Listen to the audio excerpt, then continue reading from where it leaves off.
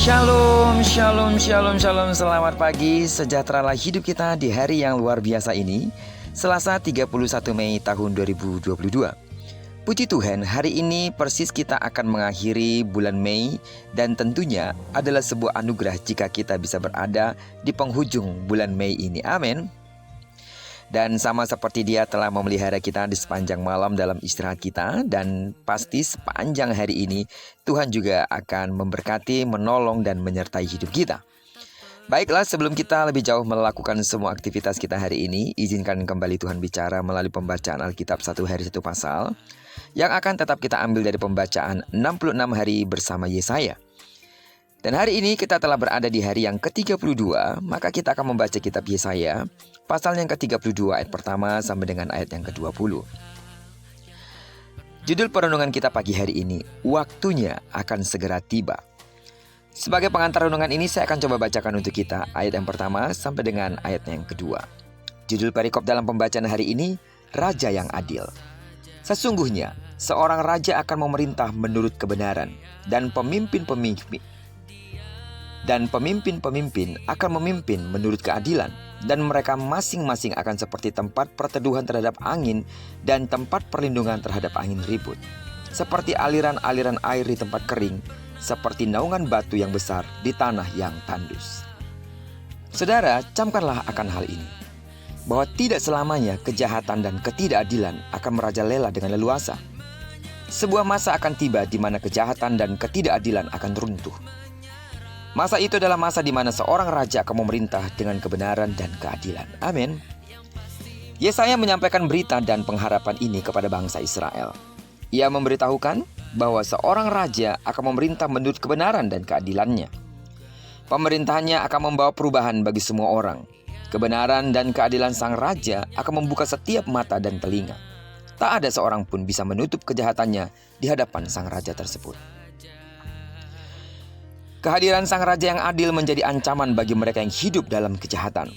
Sang raja tidak akan membiarkan mereka yang jahat mendapat hidup aman dengan terus leluasa melakukan kejahatan. Sang raja akan meruntuhkan pemerintah dan kuasa mereka. Sang raja akan meruntuhkan pemerintahan dan kuasa mereka. Sang raja akan membawa kedamaian dan ketentraman bagi bangsanya. Jelas, raja yang dimaksud oleh Yesaya adalah Sang Mesias, Raja Damai. Amin. Mesias akan memerintah bagi Israel dan seluruh orang percaya. Pemerintahannya akan membawa perubahan bagi setiap orang yang dipimpinnya. Suatu perubahan dari hidup dalam kuasa dosa menjadi hidup tenteram dalam pimpinan Allah melalui Roh Kudus-Nya. Mesias yang dinubuatkan oleh Yesaya itu adalah Yesus Kristus. Amin.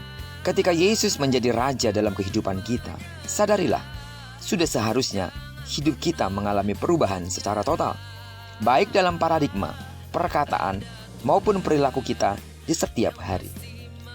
Pusat hidup kita berubah dari yang semula berpusat pada diri sendiri menjadi berpusat pada Kristus. Amin. Semuanya tidak lagi di bawah pimpinan keinginan diri yang penuh dengan ego dan membawa kepada dosa, melainkan di bawah pimpinan Roh Kudus yang membawa kepada kehidupan. Dengan demikian, kita dapat memperoleh kedamaian bukan di dalam dosa, melainkan di dalam anugerah keselamatan Allah. Amin. Sidang jemaat Tuhan yang saya kasih dalam nama Tuhan Yesus, ketika Yesus memerintah di dalam hidup kita, damai sejahtera daripadanya menjadi milik bagian kita. Fokus, keinginan, dan doa kita tentunya adalah untuk memuliakan nama Tuhan. Karena ketika Dia memerintah atas hidup kita, Dia mengambil alih setiap keinginan kita, cara pandang kita, dan seluruh kehidupan kita. Percayalah, tidak ada sesuatu pun yang patut digentarkan, atau tidak ada sesuatu pun yang patut dikhawatirkan atas hidup ini, selama Dia menjadi raja dan pemimpin dalam hidup kita.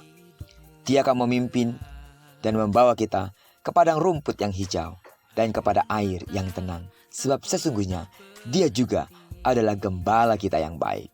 Terpujilah nama Tuhan. Diberkatilah kita sepanjang hari ini dan digenapi firman-Nya yang telah berjanji bahwa apa yang dikerjakan tangan kanan dan tangan kiri dibuatnya berhasil. Amin. Kemanapun kaki kanan dan kaki kiri kita melangkah, karena kita menyerahkan diri kita dalam pimpinan Tuhan, maka dimanapun Anda berada sepanjang hari ini, di sana berkat Tuhan dan kemuliaan Tuhan akan dinyatakan. Doaku terus bagi sidang jemaat Tuhan yang memiliki pergumulan-pergumulan khusus. Dalam nama Yesus, Tuhanlah yang menjadi jawaban bagi hidupmu. Dan bagi saudara yang sakit secara fisik, dalam nama Yesus, sembuhlah sesuai dengan takaran imanmu. Diberkatilah kita bersama dengan orang-orang yang kita kasihi, serta bersama dengan orang-orang yang kita cintai dimanapun mereka berada. Terpujilah nama Tuhan. Shalom.